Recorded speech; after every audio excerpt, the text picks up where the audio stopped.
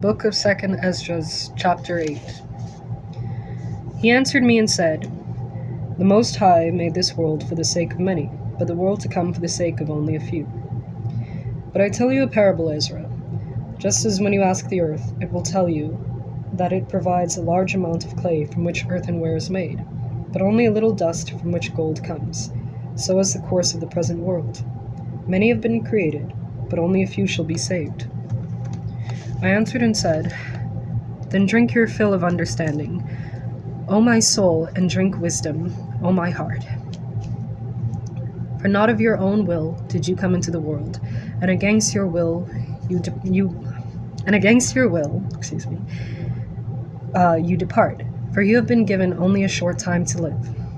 O Lord above us, grant to your servant that we may pray before you, and give us a seed for our heart and cultivation of our understanding, so that fruit may be produced, by which every mortal who bears the likeness of a human being may be able to live. For you alone exist, and we are a work of your hands, as you have declared. And because you give life to the body that is now fashioned in the womb, and furnish it with members, what you have created is preserved amid fire and water, and for 9 months the womb endures your creature, that has been created. But that which keeps and that which is kept shall both be kept by your keeping. And when the womb gives up again what has been created in it, you have commanded that from the members themselves, that is, from the breast, milk, the fruit of the breast should be supplied, so that what has been fashioned may be nourished for a time, and afterwards you will still guide it in your mercy. You have nurtured it in your righteousness, and instructed it in your law, and reproved it in your wisdom. You put it to death as your creation, and make it live as your work. If then you will suddenly and quickly destroy what with so great labor was fashioned by your command, to what purpose was it made? And now I will speak out. About all humankind you know best, but I will speak about your people, for whom I am grieved, and about your inheritance, for whom I lament, and about Israel, for whom I am sad, and about the seed of Jacob, for whom I am troubled. Therefore I will pray before you for myself and for them, for I see the failings of us who inhabit the earth, and now also I have heard of the swiftness of the judgment that is to come. Therefore hear my voice and understand my words, and I will speak before you. The beginnings of the words of Ezra's prayer, before he was taken up. He said, O Lord, you who inhabit eternity, whose eyes are exalted, and whose upper chambers are in the air, whose throne is beyond measure, and whose glory is beyond comprehension, before whom the host of angels stand trembling, and at whose command they are changed to wind and fire, whose word is sure, and whose utterances are certain, whose command is strong, and whose ordinance is terrible, whose look dries up the depths, and whose indignation makes the mountains melt away, and whose truth is established forever. Hear, O Lord, the prayer of your servant, and give ear to the petition of your creature. Attend to my words, for as long as I live I will speak, and as long as I have understanding I will answer. But do not look on the sins of your people, but on those who serve you in truth. Do not take note of the endeavors of those who act wickedly, but of the endeavors of those who have kept your covenants amid afflictions. Do not think of those who have lived wickedly in your sight, but remember those who have willingly acknowledged that you are to be feared. Do not will the destruction of those who have the ways of cattle, but regard those who have gloriously taught your law. Do not be angry with those who are deemed worse than wild animals, but love those who have always put their trust in your glory. For we and our ancestors have passed our lives in ways that bring death. But it is because of us sinners that you are called merciful. For if you have desired to have pity on us, who have no works of righteousness, then you will be called merciful. For the righteous, who have many works laid up with you, shall receive the reward and consequence of their own deeds.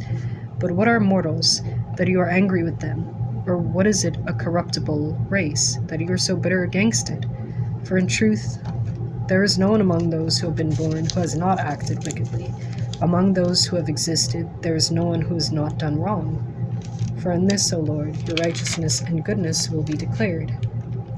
when you are merciful to those who have no store of good works?" He answered me and said, "Some things you have spoken rightly, and it will turn out according to your words.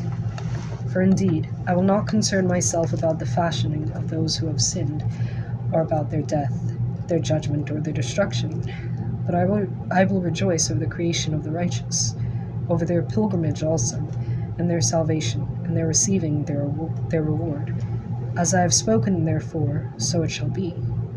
For just as the farmer sows many seeds in the ground, and plants a multitude of seedlings, and yet not all that have been sown will come up in due season, and not all that were planted will take root, so also those who have been sown in the world will not all be saved." I answered and said, "If I have found favor in your sight, let me speak. If the farmer's seed does not come up because it has not received your rain in due season, or if it has been ruined by too much rain, it perishes. But people who have been formed by your hands and are called your own image because they are made like you, and for whose sake you have formed all things, have you also made them like the farmer's seed? Surely not, O Lord above. But spare your people and have mercy on your inheritance, for you have mercy on your own creation."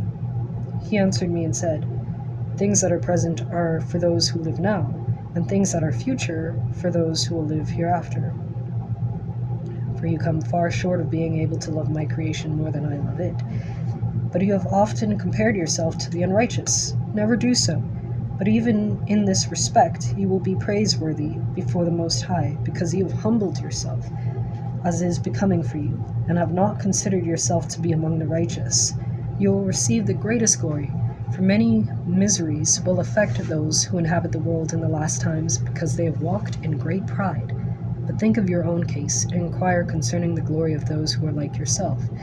Because it is for you that paradise is opened, the tree of life is planted, the age to come is prepared, plenty is provided, a city is built, rest is appointed, goodness is established, and wisdom perfected beforehand.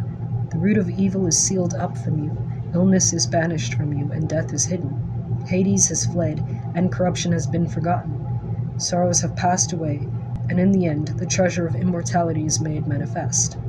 Therefore do not ask any more questions about the great number of those who perish. For when they had opportunity to choose, they despised the Most High, and were contemptuous of his law, and abandoned his ways. Moreover, they have even trampled on his righteous ones, and said in their hearts that there is no God, though they knew well that they must die. For just as the things that I have predicted await you, so the thirst and torment that are prepared await them. For the Most High did not intend that anyone should be destroyed, but those who were created have themselves defiled the name of him who made them, and have been ungrateful to him who prepared life for them now. Therefore my judgment is now drawing near.